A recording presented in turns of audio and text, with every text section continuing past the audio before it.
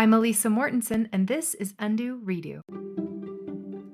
Let's take a look at all the things that happen in life that we would like to undo and have a chance to redo. Hey to everyone. This month in my membership, we are deep diving into how often we people please because it's become a real problem. And in the last episode, I talked about how to know if you are a people pleaser or not. It's just good to know to what extent you go to and how out of the way you're going to go to control what others may think of you.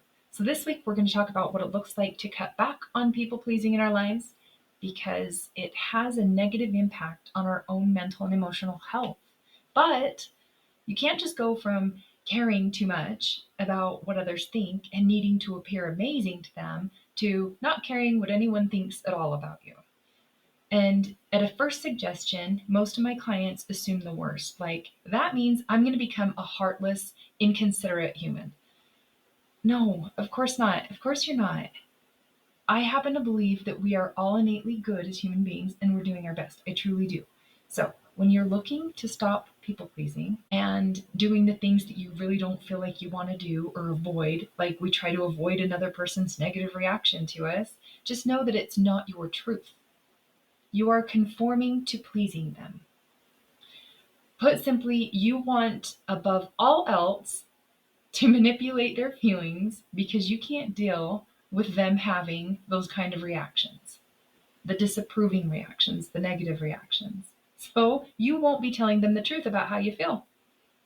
You won't really be yourself.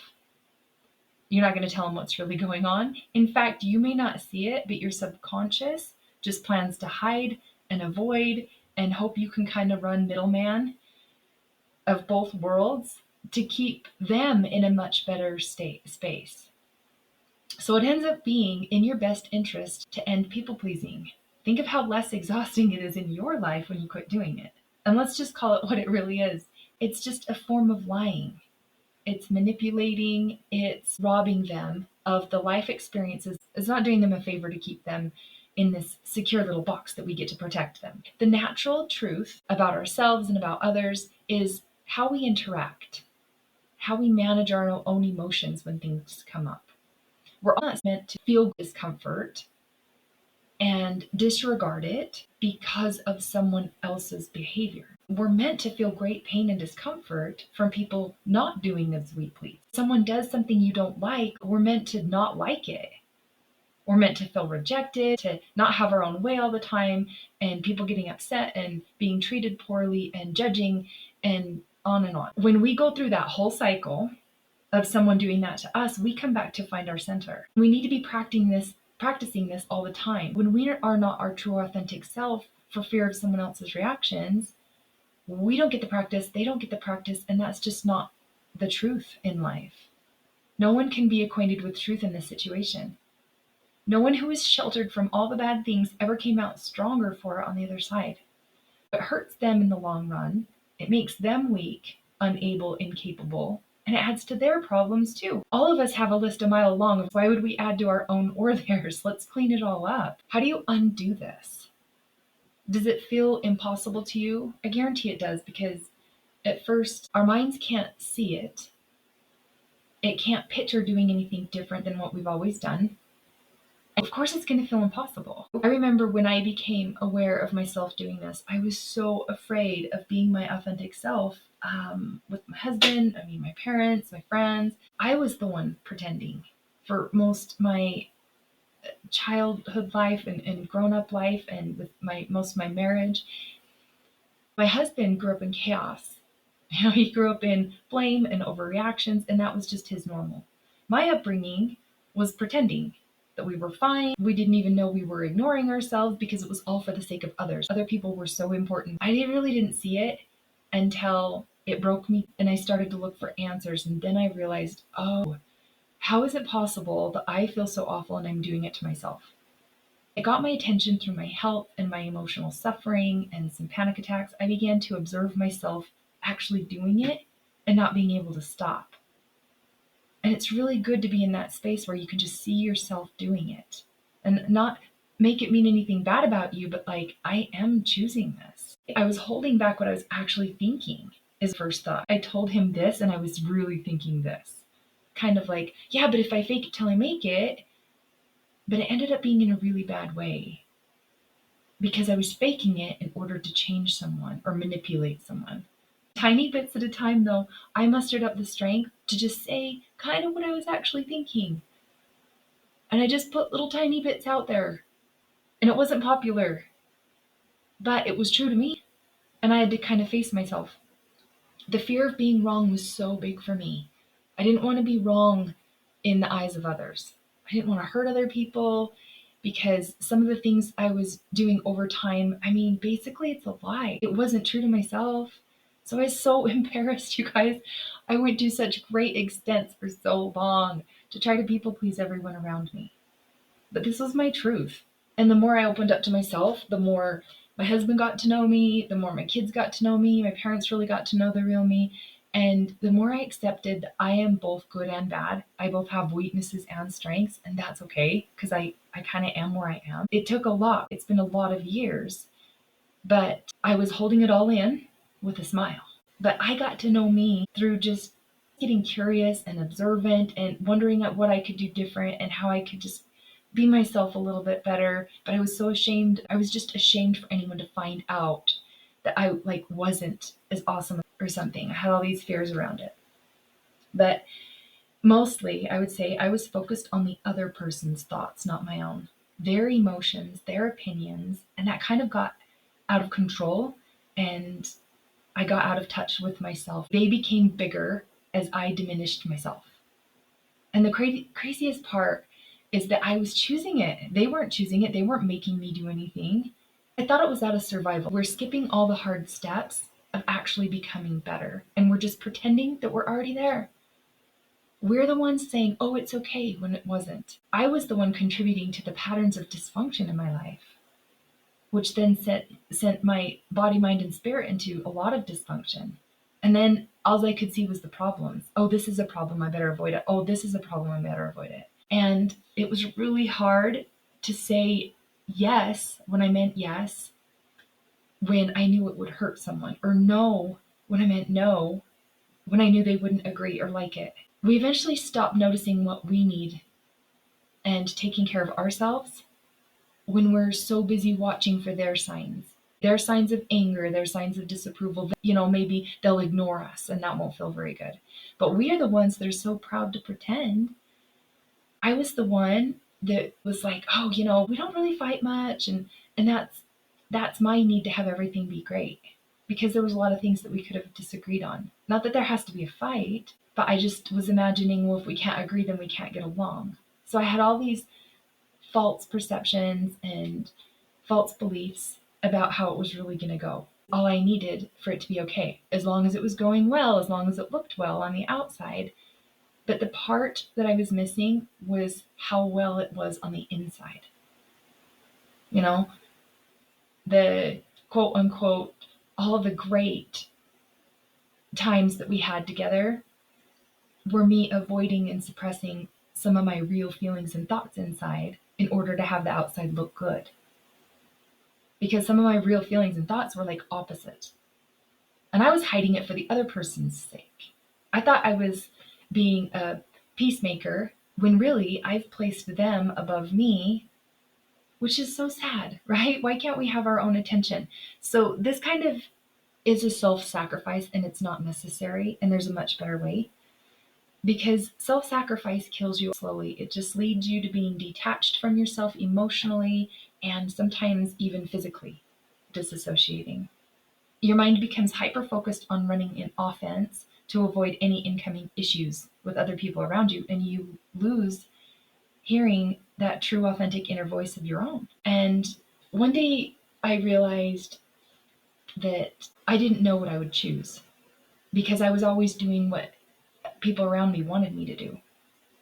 People pleasers end up with a lot of resentment because they're not seen for what they do. It seems like, well, we're the ones that are peacemakers, and we end up with resentment. People pleasers are the ones that love the biggest and are the easiest going on the outside, but they're a real big mess inside.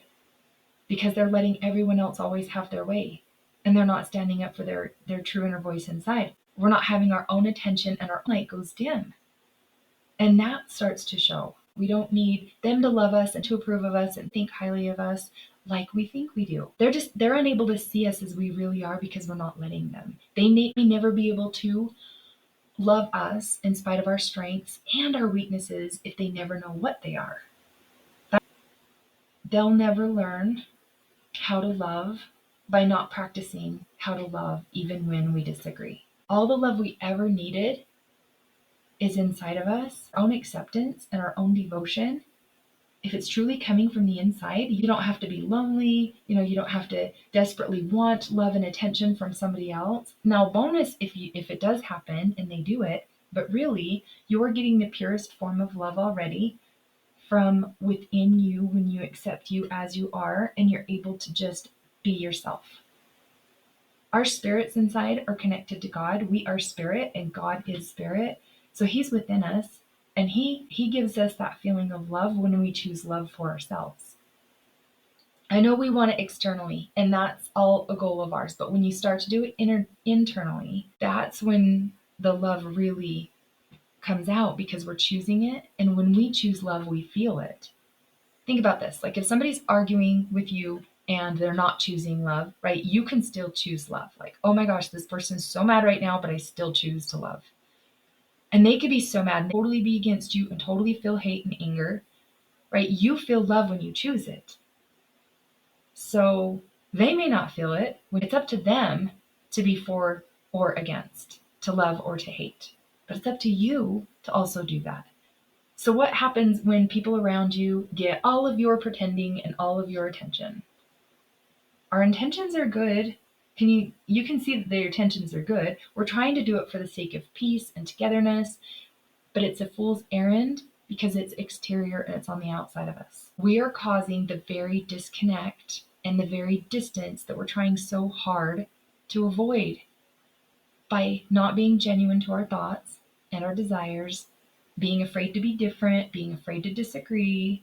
We're afraid of their outbursts and their disapproval and their attitude because we don't agree. That's called fear. We're in fear of negative interactions, and that runs us pretending. That runs us lying.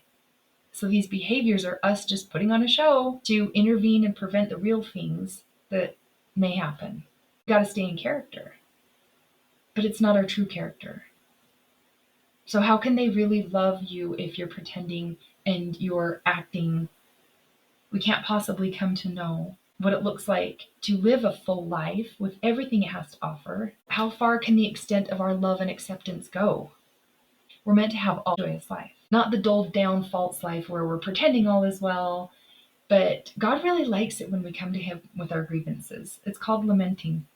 It's one of the strongest forms of worship. And I heard it in a song just the other day, a worship song. And I wish I could remember which one. But when we go to him with our complaints while still having a heart of hope, pouring out to him, he hears us and he heals us and he loves us regardless. He already knows we're a big mess. He knows exactly the way that it is. So why would we edit ourselves and pray as if we're, pretending to him that all is well, when deep down you wonder if it really will be?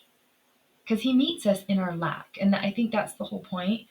It would mock him if we were pretending when we pray and never really being genuine. It's possible that we would be people pleasing to our Lord God if that was with just words of all is well and not actually with the feeling and the meaning behind it.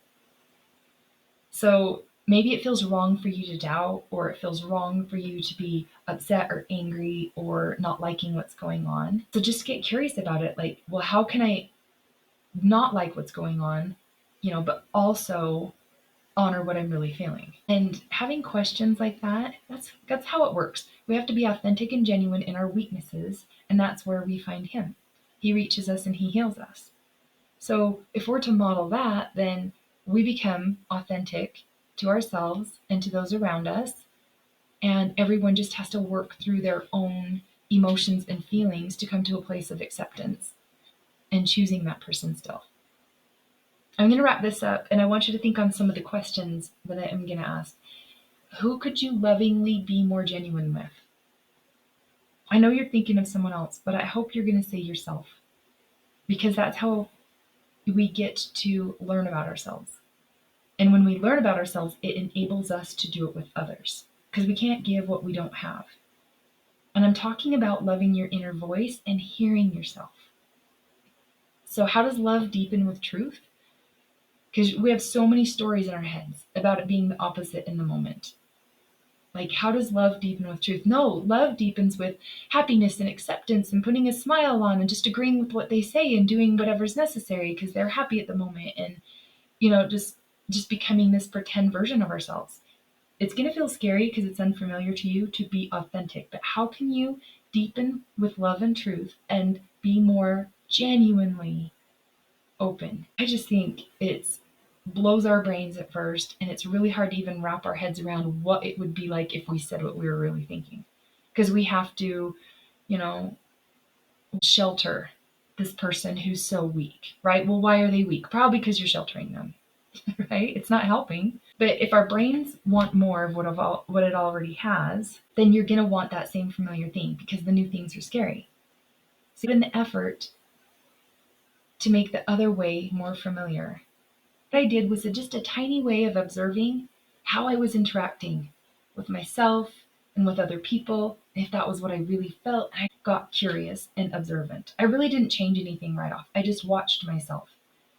And then it became really annoying to not say something just by observing what I was thinking for real. And think about what your top 3 feelings are. Is it scared?